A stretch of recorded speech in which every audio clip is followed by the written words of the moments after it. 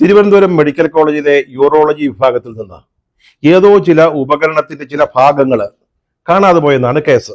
ഉപകരണം എന്ന് പറഞ്ഞാൽ ശസ്ത്രക്രിയയ്ക്ക് ഉപയോഗിക്കുന്ന ഏതോ ഒരു യന്ത്രം, അതിന് ചില പാർട്സ് കാണാതെ പോയി. കാണാതെ പോയെന്ന് പറയുമ്പോൾ മോഷണം പോയി, ആരോ കട്ടുകൊണ്ട് പോയി, കളവ് പോയി എന്നാണ് നമ്മുടെ മന്ത്രി തന്നെ പറയുന്നത്. അപ്പൊ ഇത് ആരായിരിക്കും അടിച്ചു മാറ്റിയത്?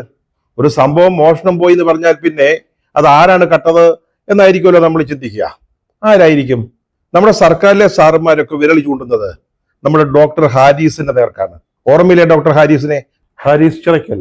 അദ്ദേഹമാണ് യൂറോളജി ഡിപ്പാർട്ട്മെന്റിൽ ആവശ്യത്തിന് ഉപകരണങ്ങൾ ഇല്ലാത്തത് കൊണ്ട്, അല്ലെങ്കിൽ യന്ത്രഭാഗങ്ങൾ അവൈലബിൾ ഇല്ലാത്തത് കൊണ്ട് പലപ്പോഴും ചികിത്സ മുടങ്ങുന്നു. ശസ്ത്രക്രിയയ്ക്ക് വരുന്ന രോഗികളെ പറഞ്ഞുവിടേണ്ടി വരുന്നു. ശസ്ത്രക്രിയകൾ നടക്കുന്നില്ല. ഈ പരാതി അദ്ദേഹം പരസ്യമായിട്ട് ഉന്നയിച്ചു. ഡോക്ടർ ഹാരിസ്, അദ്ദേഹം യൂറോളജി ഡിപ്പാർട്ട്മെന്റിന്റെ തലവനാണ്. അപ്പൊ സ്വാഭാവികമായിട്ടും അദ്ദേഹത്തിന്റെ ഡിപ്പാർട്ട്മെന്റിൽ നിന്നൊരു സാധനം കാണാതെ പോകുമ്പോഴേ ആരെയാണ് ആദ്യം സംശയിക്കുക? അദ്ദേഹത്തെ തന്നെയല്ലേ? ഡോക്ടർ ഹാരിസിനെ തന്നെയല്ലേ? ഈ ഉപകരണ ഭാഗങ്ങൾ കാണാതെ എന്ന് വെളിപ്പെടുത്തുമ്പോൾ മാധ്യമപ്രവർത്തകരോട് സംസാരിക്കുക. അപ്പൊ നമ്മുടെ മന്ത്രി വീണ ജോർജിന്റെ മുഖകമലം ഒന്ന് കാണേണ്ടതായിരുന്നു. അത് സന്തോഷം കൊണ്ടങ്ങനെ വികസിച്ചു വരുന്നതായിട്ട് നമുക്ക് തോന്നും. മനസ്സിലിങ്ങനെ തിങ്ങി നിറഞ്ഞു നിൽക്കുന്ന സന്തോഷം, ആഹ്ലാദം, ഒരു ഗൂഢസ്മിതത്തിൽ ഒളിപ്പിച്ചു വയ്ക്കാനുള്ള ഒരു ശ്രമം, അതാണ് നമ്മൾ കണ്ടത്. കളവ് പോയി എന്നുള്ളതാണല്ലോ. അതുകൊണ്ട് അത് സംബന്ധിച്ച അന്വേഷണം നമ്മുടെ കയ്യിൽ നിൽക്കുന്നതല്ല എന്നാണ് മന്ത്രി പറഞ്ഞതിൻ്റെ ഒരു രത്ന ചുരുക്കം. അതായത് മേപ്പടി ഉരുപ്പടി ആരോ അടിച്ചുമാറ്റി കട്ടുകൊണ്ട് പോയിരിക്കുന്നു. അപ്പൊ അതാരായിരിക്കും? നേരത്തെ പറഞ്ഞതുപോലെ നമ്മുടെ ഡോക്ടർ ഹാരിസ് തന്നെ ആയിരിക്കുമല്ലോ. അതിനൊരു സാധ്യതയുണ്ട്. അത് അടിച്ചുമാറ്റി വീട്ടിൽ കൊണ്ടുപോയി പിള്ളേർക്ക് കളിക്കാനോ മറ്റോ കൊടുത്തതായിരിക്കും. അപ്പോൾ ഇനി അന്വേഷണം നമ്മുടെ കയ്യിൽ ഒതുങ്ങാത്തത് കൊണ്ട് വേറെ അന്വേഷണം വേണ്ടിവരും. ഇപ്പോൾ ഒരു ഡിപ്പാർട്ട്മെന്റൽ അന്വേഷണം നടക്കും, വകുപ്പ് തല അന്വേഷണം. അതിന്റെ വിശദാംശങ്ങളുടെ റിപ്പോർട്ടൂടെ കിട്ടിക്കഴിഞ്ഞാൽ അടുത്ത ഘട്ടത്തിലേക്ക് കടക്കും. അതായത് നമ്മൾ കേസ് പോലീസിനെ ഏൽപ്പിക്കും എന്ന് ചുരുക്കം. ഏതായാലും ഡോക്ടർ ഹാരിസേ, ഈ ഉപകരണം, ആ യന്ത്രം അപ്പാടെ ഒരു ചാക്കിൽ കയറ്റി ചുമന്ന് താഴെ ഇറക്കി പുറത്തു കൊണ്ടുപോയി ആക്രിക്കാർക്ക് വിറ്റു എന്നൊന്നും പറഞ്ഞില്ലല്ലോ. ഏതോ ഉപകരണത്തിന്റെ ചില ഭാഗങ്ങൾ കാണാതായി എന്നേ പറഞ്ഞുള്ളൂ. അത്രയ്ക്കൊരു ആശ്വാസമുണ്ട്. നമ്മുടെ മന്ത്രിയുടെ വാക്കുകളിലെ കൃത്യമായ ഭീഷണിയുണ്ട്. അപ്പൊ ഈ ഹാരിസിന്റെ പരാതിയെക്കുറിച്ച് അന്വേഷിക്കാൻ ഒരു വിദഗ്ധ സംഘത്തെ നിയോഗിച്ചിരുന്നു. ഈ സംഘത്തിലെ ഡിറ്റക്റ്റീവുമാര് അവരാണിത് കണ്ടുപിടിച്ചത്, ഇങ്ങനെ ഒരു ഉപകരണം കാണാതായിരിക്കുന്നു എന്നുള്ളത്. അവര് വേറെ ചില അന്വേഷണത്തിന് ശുപാർശ ചെയ്തിട്ടുണ്ട്, സജഷൻ തന്നിട്ടുണ്ട്. അതിനു മുമ്പായിട്ടാണ് നമ്മൾ നേരത്തെ പറഞ്ഞ ഈ വകുപ്പ് തല അന്വേഷണം നടക്കുക. അതായിരിക്കാം ഈ മെഡിക്കൽ എഡ്യൂക്കേഷൻ ഡയറക്ടറെ ഏൽപ്പിച്ചിരിക്കുന്ന ദൗത്യം. അതിനുശേഷം നമ്മൾ ഒറിജിനൽ അന്വേഷണത്തിലേക്ക് അങ്ങോട്ട് പോകും. മെഡിക്കൽ കോളേജ് പോലീസ് സ്റ്റേഷനിൽ പരാതി കൊടുക്കും, അവരത് അന്വേഷിക്കും. പോലീസ് വന്നിട്ട് ഡോക്ടർ ഹാരിസിനെ അറസ്റ്റ് ചെയ്തുകൊണ്ട് പോകും, എന്നിട്ട് തൂക്കിക്കൊല്ലും. അത് കണ്ടിട്ട് മനസ്സ് നിറഞ്ഞ് ഒന്ന് ചിരിക്കണം. സമ്മതിച്ചു സഹോദരി, സമ്മതിച്ചു. പക തീർക്കുന്നതും പകരം വീട്ടുന്നതും ഇങ്ങനെ തന്നെ വേണം. ഡോക്ടർ ആദ്യം ഈ പരാതി പറഞ്ഞപ്പോ ഡോക്ടറെ ഇങ്ങനെ ചേർത്ത് നിർത്തുമെന്നാണല്ലോ മന്ത്രി പറഞ്ഞത്. ഇപ്പൊ എന്നിട്ട് എന്തായി? ഇത്രയും പകയരുത്, 1000 വട്ടം ക്ഷമിക്കണമെന്നാ നമ്മുടെ കർത്താവ് തമ്പുരാൻ പറഞ്ഞിട്ടുള്ളത്. പ്രതികാരം യഹോവയ്ക്കുള്ളതാ, മന്ത്രിക്കോ നമുക്കോ ഉള്ളതല്ലെന്നും പുസ്തകത്തിൽ എഴുതി വെച്ചിട്ടുണ്ട്. വല്ലപ്പോഴും അതൊക്കെ എടുത്തൊന്ന് വായിക്കണം കേട്ടോ. ഏതായാലും സത്യനന്ദിക്കാടിന്റെ സന്ദേശം എന്ന് പറയുന്ന സിനിമയിൽ നിന്നാണ് ഈ ആശയം എടുത്തിരിക്കുന്നത്. അക്കാര്യത്തിൽ സംശയം വേണ്ട. അതിൽ ഈ ശങ്കരാടി അവതരിപ്പിക്കുന്ന ഒരു കഥാപാത്രമുണ്ട്, പ്രത്യയശാസ്ത്ര വിദഗ്ധന. അദ്ദേഹമാണ് സൈദ്ധാന്തിക കാര്യങ്ങൾ വിശദീകരിക്കുന്നത്. അദ്ദേഹം പറയുന്നുണ്ട്, നമ്മുടെ എതിർഭാഗത്ത് നല്ല മിടുക്കന്മാര് ചെറുപ്പക്കാർ വളർന്നു വരികയാണെങ്കിൽ അവന്മാര് ഏതെങ്കിലും പെണ്ണുകേസിലോ മറ്റോ പെടുത്തിയേക്കണം, അവന്റെ കച്ചവടം തീർക്കാം. ഇതൊരു പുതിയ ആശയമൊന്നുമില്ല, തലമുറകളായിട്ട് നടന്നു വരുന്നൊരു കാര്യമാണ്. കൊള്ളാവുന്ന ചെറുപ്പക്കാരെ ഏതെങ്കിലും പോലെ സാമ്പത്തിക കുറ്റത്തിലോ അല്ലെങ്കിൽ പെണ്ണുകേസിലോ പെടുത്തുക എന്നുള്ളത്. ഇവിടെയാണെങ്കിൽ അതിനേക്കാളും നല്ലതാ മോഷണ കേസ്. സർക്കാരിനെതിരെ പരാതി പറഞ്ഞവൻ സർക്കാരിന്റെ സാധനങ്ങള് ഉരുപ്പിടികൾ മോഷ്ടിച്ചു എന്ന് പറഞ്ഞാല് അതിനപ്പുറത്തൊരു കേസ് കിട്ടാനില്ലല്ലോ. അതാണ് തന്ത്രം. പാപ്പയുടെ ഡോക്ടറെ ഒരു മോഷണ കേസിൽ പെടുത്തി അങ്ങോട്ട് കുടുക്കിയിടുക. പിന്നെ ജീവിതകാലം സർക്കാരിനെ കുറിച്ച്, ആരോഗ്യ വകുപ്പിനെ കുറിച്ച് കമാന്നൊരക്ഷരം മിണ്ടത്തില്ല. മന്ത്രി വീണ ജോർജ് എന്നുള്ള പേര് കേട്ടാൽ കിടുകിടുക്കും. അതാണ് നമ്മുടെ ഉദ്ദേശം. എന്തായാലും ഈ സർക്കാരിന്റെ തലപ്പത്തിരിക്കുന്നവർക്ക് നല്ല കാഞ്ഞ ബുദ്ധിയാണ് എന്ന കാര്യത്തിൽ യാതൊരു സംശയവുമില്ല. മൂന്നാമത് അധികാരത്തിൽ വരാൻ വേണ്ടി കുപ്പായം തുന്നിച്ച് കാത്തിരിക്കുക. അവരാണ് ഇത് ചെയ്യുന്നത്. അവരാണ് ഇത്തരത്തിൽ ബുദ്ധിപൂർവമുള്ള കളികളൊക്കെ കളിക്കുന്നത്. ഈ ഡോക്ടറുടെ കാര്യം തന്നെ നോക്കൂ. നിങ്ങൾ ഒരു കാര്യം മനസ്സിലാക്കിയിട്ടുണ്ടോ? അദ്ദേഹം ഇന്ന് ജനങ്ങളുടെ ഇടയിൽ ഒരു ഹീറോ ആണ്. അദ്ദേഹം ആർക്കു വേണ്ടിയാണ് സംസാരിച്ചത്? സാധാരണ ജനങ്ങൾക്ക് വേണ്ടി. അവർക്ക് സർക്കാർ ആശുപത്രികളിൽ നിന്ന്, പ്രത്യേകിച്ച് മെഡിക്കൽ കോളേജിൽ നിന്ന് ലഭിക്കേണ്ട ന്യായമായ ചികിത്സാ സൗകര്യങ്ങൾക്ക് വേണ്ടിയാണ് അദ്ദേഹം ശബ്ദമുയർത്തിയത്. അല്ലാതെ സർക്കാർ ചെലവിൽ അമേരിക്കയിൽ ചികിത്സയ്ക്ക് പോകുന്ന ആളുകളുടെ പേരിലല്ല. അവർക്കതൊക്കെ ചെയ്യാം. സർക്കാരിന്റെ പണമുണ്ട്, അമേരിക്കയിൽ പോയി ചികിത്സിക്കാം. അതിനൊന്നും കയ്യിൽ കാശില്ലാത്ത സാധാരണക്കാരായ ആളുകൾക്ക് വേണ്ടി ഡോക്ടർ ഹാരിസ് അവർക്ക് വേണ്ടിയാണ് സംസാരിച്ചത്. അതുകൊണ്ട് തന്നെ അദ്ദേഹത്തെ ഇവിടുത്തെ ജനങ്ങൾ മാനിക്കുന്നുണ്ട്, ഇഷ്ടപ്പെടുന്നുണ്ട്, സ്നേഹിക്കുന്നുണ്ട്. അത് നിങ്ങൾക്കിതുവരെ മനസ്സിലായിട്ടില്ല.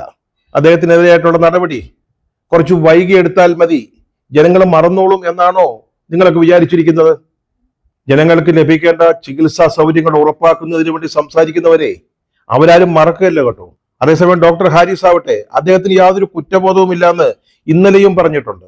അദ്ദേഹം ചെയ്തത് ശരിയാണ്. അതിന്റെ പേരിൽ എന്ത് നടപടികൾ വന്നാലും അതിനെ നേരിടാൻ തയ്യാറാണെന്നും ഡോക്ടർ പറയുന്നുണ്ട്. നിങ്ങളുടെ അധികാരം ഉപയോഗിച്ച് വേണമെങ്കിൽ ഡോക്ടർക്കെതിരായിട്ട് അച്ചടക്ക നടപടി എടുക്കാം, അല്ലെങ്കിൽ അദ്ദേഹത്തെ മോഷണ കേസിൽ കുടുക്കി ജയിലിലാക്കാം. അതൊക്കെ നിങ്ങൾക്ക് സാധിക്കുന്ന കാര്യങ്ങളാണ്. പക്ഷേ അതിനൊന്നും ജനങ്ങളുടെ അംഗീകാരം ലഭിക്കുകയില്ല എന്ന് നല്ല ഓർമ്മ വേണം. നാട്ടുകാരുടെ മനസ്സ് ആ ഡോക്ടർക്കൊപ്പമായിരിക്കും. അല്ലാതെ സർക്കാരിനെ വിമർശിച്ച ഒരാളെ, ഒരു സർക്കാർ വിരുദ്ധനെ കൈകാര്യം ചെയ്തു എന്ന് പറഞ്ഞ് ആരും മന്ത്രിക്ക് കൈയടിക്കാൻ വരില്ല. അതൊക്കെ വെറുതെയുള്ള തോന്നലുകളാണ്. നിങ്ങളൊരു കാര്യം മനസ്സിലാക്കണം. ഇപ്പൊ തന്നെ ജനങ്ങൾക്കിടയിൽ ഈ സർക്കാരിനെതിരായിട്ടുള്ള ഒരു വലിയ വികാരം, സർക്കാർ വിരുദ്ധ വികാരം വളർന്നു വരുന്നുണ്ട്. ഈ ഉപതെരഞ്ഞെടുപ്പുകളിലൊക്കെ നമ്മളത് കണ്ടതാ. ഈ സർക്കാരിന്റെ ഒരു അഹങ്കാരവും ധിക്കാരവും ധാർഷ്ട്യവും ധൂർത്തും ഒക്കെ ഉണ്ടല്ലോ, അതവർ കണ്ടുകൊണ്ടിരിക്കുകയാണ്. വിലക്കയറ്റം കൊണ്ട് ജനങ്ങൾ പൊറുതിമുട്ടിയിരിക്കുകയാണ്. ഈ ഒരു സാഹചര്യത്തിൽ നിങ്ങൾ ജനങ്ങളോട് ചേർന്ന് നിൽക്കുന്നതിന് പകരം അവരെ കൂടുതൽ കൂടുതൽ ശത്രുക്കളാക്കാനാണ് ഭാവമെങ്കിൽ, അല്ലെങ്കിൽ അകറ്റി നിർത്താനാണ് ഉദ്ദേശിക്കുന്നതെങ്കിൽ, അത് രാഷ്ട്രീയമായിട്ട് ഇടതുപക്ഷ മുന്നണിയുടെ സാധ്യതകളെ ദോഷമായി ബാധിക്കുമെന്ന് ഈ മന്ത്രിമാർക്ക് ഉപദേശം കൊടുക്കുന്നവരും ഒക്കെ ഓർത്തിരിക്കുന്നത് നല്ലതാണ്. ഈ സർക്കാരിന്റെ ശത്രു ഈ സർക്കാരിനുള്ളിൽ തന്നെയാണെന്നാണ് ഇതൊക്കെ കാണുമ്പോൾ നമുക്ക് ബോധ്യമാകുന്നത്. വിനാശകാലി വിപരീത ബുദ്ധി എന്ന് തന്നെ പറയാം. നാശത്തിന്റെ സമയമാകുമ്പോൾ നമ്മുടെ ബുദ്ധി പതറും, നമ്മൾ ശരിയല്ലാത്ത കാര്യങ്ങൾ ചെയ്യും. അത് നാശം എളുപ്പത്തിലാക്കും. ഈ ഡോക്ടർ നിങ്ങളുടെ പാർട്ടിക്കാരനാ, കുറച്ച് CPM കാരനാണെന്ന് പറഞ്ഞല്ലോ. പക്ഷെ അദ്ദേഹം ഒരു തെറ്റു ചെയ്തു, അത് നമ്മൾ സമ്മതിക്കാതെ വയ്യ.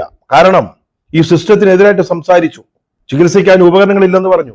അതുമൂലം രോഗികളെ ചികിത്സിക്കാനാവാതെ അവരെ പറഞ്ഞു വിടുകയാണെന്ന് പറഞ്ഞു. ഇത് 1-ാം നമ്പർ എന്ന് പറഞ്ഞുകൊണ്ടിരുന്ന കേരളത്തിലെ ആരോഗ്യ മേഖലയെ കുറിച്ചാണ് ഡോക്ടർ പറഞ്ഞത്. മെഡിക്കൽ കോളേജിൽ തന്നെ പ്രവർത്തിക്കുന്ന ഒരാൾ, ഒരു ഡിപ്പാർട്ട്മെന്റ് തലവൻ, അത് പറഞ്ഞപ്പോൾ നിങ്ങൾക്ക് കൊണ്ടിട്ടുണ്ടാവും, നൊന്തിട്ടുണ്ടാവും. പക്ഷെ എന്ന് വെച്ചിട്ട് സത്യം പറഞ്ഞു എന്നതിന്റെ പേരിൽ മാത്രം അദ്ദേഹത്തിനെതിരെ ഇതുപോലുള്ള നീചമായ നടപടികൾ എടുക്കരുത്. അദ്ദേഹത്തിനെതിരെ അച്ചടക്ക നടപടി വരുന്നു, അതിനുശേഷം മോഷണ കേസിൽ പെടുത്താൻ നോക്കുന്നു. എത്ര ക്രൂരമാണ് ഇത് എന്ന് ആലോചിക്കേണ്ടതുണ്ട്. ഇതൊക്കെ സിസ്റ്റത്തിന്റെ തകരാറാണെന്ന് മന്ത്രി തന്നെയാ പറഞ്ഞത്. ഞങ്ങളെ അങ്ങനെ പഠിപ്പിച്ചത് ശ്രീമതി വീണ ജോർജ് തന്നെയാണ്. ഇപ്പോഴാവട്ടെ ഈ സിസ്റ്റം എത്ര നെറികെട്ടതാണെന്ന് മന്ത്രി തന്നെ തുറന്നു കാട്ടുകയാണ്. അത് കളവാണല്ലോ നടന്നത്, അതിന്റെ അന്വേഷണം നമ്മുടെ പിടിയിൽ നിൽക്കുകയില്ലല്ലോ എന്ന് മന്ത്രി പറയുമ്പോൾ അതൊക്കെ മനസ്സിലാക്കാൻ, അതിന്റെ അർത്ഥം ഗ്രഹിക്കാൻ ഇവിടുത്തെ ജനങ്ങൾക്ക് സാധിക്കും. വാസ്തവത്തിൽ എന്താണ് ഇവിടെ സംഭവിച്ചത്? ഇങ്ങനെ ഒരു സാധനം മോഷണം പോയോ? ഒരു യന്ത്രത്തിന്റെ ഉപകരണങ്ങൾ കാണാതെ പോയോ? ഡോക്ടർ ഹാരിസ് അതിന് കൃത്യമായ മറുപടി പറയുന്നുണ്ട്. അത് ഈ അന്വേഷണ സംഘത്തോട് പറഞ്ഞതുമാണ് എന്ന് അദ്ദേഹം വെളിപ്പെടുത്തുന്നു. എന്താണ് വസ്തുത? ശശി തരൂർ MP ഫണ്ടിൽ നിന്ന് ഇവിടെ ഒരു ഉപകരണം വാങ്ങിച്ചു, അത് ശരിയാ. പക്ഷെ അത് ആദ്യമായിട്ടൊരു രോഗിയുടെ ചികിത്സയ്ക്ക് ഉപയോഗിച്ചു. വലിയ കോംപ്ലിക്കേഷൻസ് ഉണ്ടായി. കാരണം ഈ യന്ത്രം ഉപയോഗിക്കാൻ അറിയാവുന്ന ഒരു ഡിപ്പാർട്ട്മെന്റിൽ ഉണ്ടായിരുന്നില്ല. 6 ഡോക്ടർമാരുള്ളതിൽ ആർക്കും ഈ യന്ത്രം പരിചിതമല്ല, അതെങ്ങനെ ഉപയോഗിക്കണമെന്ന് അറിയില്ല. അതുകൊണ്ട് ആദ്യത്തെ ഈ പരീക്ഷണ ചികിത്സയ്ക്ക് ശേഷം ആ യന്ത്രം ഉപയോഗിച്ചിട്ടേയില്ല, ആ ഉപകരണം പ്രയോജനപ്പെടുത്തിയിട്ടുമില്ല. അതവിടെ മാറ്റിവെച്ചിരിക്കുകയാണ്. ആരും അടിച്ചോണ്ട് പോയിട്ടില്ല, ആരും കട്ടിട്ടില്ല. അത് ഈ അന്വേഷണ സംഘത്തോട് പറഞ്ഞതാണ്, വിദഗ്ധന്മാരോട്. അത് റിപ്പോർട്ടിൽ ഇല്ലെന്നാണല്ലോ ഈ നടപടികളിൽ നിന്ന് മനസ്സിലാകുന്നത്. അല്ലെങ്കിൽ ഇത് കാണാതായി, കളവ് പോയതാണല്ലോ എന്ന് മന്ത്രി പറയുന്നതിൽ നിന്ന് വ്യക്തമാകുന്നത് അതാണല്ലോ. അതുപോലെ തന്നെ ഈ ഉപകരണത്തിന് 20 ലക്ഷം രൂപയാണെന്നാണ് റിപ്പോർട്ടിൽ കാണുന്നത്. പക്ഷെ അത് വെറും 14 ലക്ഷം രൂപയേ ഉള്ളൂ. അതിന്റെ വില പോലും കൃത്യമായിട്ട് റിപ്പോർട്ടിൽ ചേർത്തിട്ടില്ല എന്നാണ് മനസ്സിലാക്കേണ്ടത്. യൂറോളജി ഡിപ്പാർട്ട്മെന്റിലെ അപര്യാപ്തതകൾ, അതായത് ഉപകരണങ്ങളുടെ ഇല്ലായ്മ, അത് മെഡിക്കൽ കോളേജ് സൂപ്രണ്ടിനെ അറിയിച്ചിട്ടില്ല ഈ ഡോക്ടർ എന്ന ഒരു പരാതി അല്ലെങ്കിൽ റിപ്പോർട്ടിൽ പറയുന്നത്. അതിന്റെ പേരിലാണ് കാരണം കാണിക്കൽ നോട്ടീസ് കൊടുത്തിരിക്കുന്നത്. ഇപ്പൊ അതിന്റെ വിശദാംശങ്ങൾ പുറത്തു വന്നിട്ടുണ്ട്. മാർച്ച് 10-നും ജൂൺ 6-നും അദ്ദേഹം 2 കത്തുകൾ നൽകിയിട്ടുണ്ട്. ഡോക്ടർ ഹാരിസ് ഉപകരണങ്ങൾ ലഭ്യമല്ല, അവൈലബിലിറ്റി ഇല്ല എന്ന് ചൂണ്ടിക്കാണിച്ചുകൊണ്ട്. 2 കത്തിൽ കൂടുതലൊക്കെ എന്തിനാ കൊടുക്കുന്നത്? 1 കത്ത് പോരെ, എന്നിട്ടും 2 കത്ത് കൊടുത്തു എന്നാണ് ഡോക്ടർ പറയുന്നത്. അതായത് സാറേ, സത്യസന്ധനായ ഒരാളെ മോഷണ കേസിൽ കൊടുക്കാൻ നോക്കുമ്പോൾ അതിന് കൃത്യമായിട്ടുള്ള ഗ്രഹപാഠം ചെയ്യണം. അതിനുള്ളതൊക്കെ ഒരുക്കി വെച്ചിട്ട് വേണം അങ്ങനെ ചെയ്യാൻ. ഈ ഡോക്ടർ ഹാരിസ് ആണെങ്കിൽ അദ്ദേഹം പറയുന്ന അദ്ദേഹത്തിന്റെ ബൈക്കിന് പെട്രോൾ അടിക്കാനുള്ള കാശ് കിട്ടിയാൽ മതി, താൻ സംതൃപ്തനാണെന്നാ. അങ്ങനെയുള്ളൊരു മനുഷ്യനാണ്. അദ്ദേഹത്തെ നിങ്ങൾ മോഷണ കേസിൽ കൊടുക്കാൻ പോവുക. അപ്പൊ അതിന് ഉപോത്ബലകമായിട്ട് ഉപയോഗിക്കുന്ന റിപ്പോർട്ട്, അതിൽ വസ്തുതകൾ വേണം, വസ്തുതകൾ ശരിയായിരിക്കണം. അതുകൊണ്ട് എന്താ ഇനി ചെയ്യേണ്ടത്? ഇപ്പൊ പറഞ്ഞല്ലോ, മെഡിക്കൽ എഡ്യൂക്കേഷൻ ഡയറക്ടറോ വകുപ്പ് തല അന്വേഷണമോ ഒക്കെ വരുന്നെന്ന് പറഞ്ഞല്ലോ. അതിന്റെ റിപ്പോർട്ടിലെങ്കിലും കാര്യങ്ങൾ ശരിയാക്കി വെക്കണം. പിഴവ് കൂടാതെ അത് ചെയ്യണം. പിഴവുകൾ ഉണ്ടാകരുത്. നമുക്ക് ഈ ഡോക്ടറെ എന്തായാലും കുറച്ചു കാലം പൂജപ്പരെ കിടത്തണം, ജയിലിലാക്കണം. അത് യാതൊരു സംശയവും ഇല്ല. എന്തൊക്കെ അഹമ്മദിയ കാണിച്ചത്? തോന്നിയാസങ്ങൾ. സർക്കാരിനെ വിമർശിക്കുക, അതും ഇന്ത്യയിൽ 1-ാം നമ്പറായിട്ട് നിൽക്കുന്ന ആരോഗ്യ മേഖലയെ. പാർട്ടിക്കാരനാണെന്ന് വിചാരിച്ചിട്ടേ പാർട്ടി നയിക്കുന്ന സർക്കാരിനെ വിമർശിക്കാനൊന്നും ആർക്കും ലൈസൻസ് കൊടുത്തിട്ടില്ല. അത് മാത്രമല്ല, വീണ ജോർജ് മന്ത്രിയായിരിക്കുന്ന ആരോഗ്യ വകുപ്പിനെ വിമർശിക്കാൻ, കുറ്റം പറയാൻ ആരെയും അനുവദിക്കില്ല. പാർട്ടിക്കാരെന്ന് പറഞ്ഞ ആരോഗ്യ വകുപ്പിനെ കുറ്റം പറയാൻ ആരും വരികയൊന്നും വേണ്ട. അങ്ങനെ വല്ലതും ചെയ്തവര് അവർ നന്നായിട്ട് അനുഭവിക്കുക തന്നെ ചെയ്യും. ഇനി ജനങ്ങൾ എന്തെങ്കിലും വിചാരിച്ചാൽ തന്നെ ഞങ്ങൾക്കൊരു ചുക്കുമില്ല. അതൊക്കെ വെറും തൃണമൂലായിട്ടേ ഞങ്ങൾ കരുതുന്നുള്ളൂ.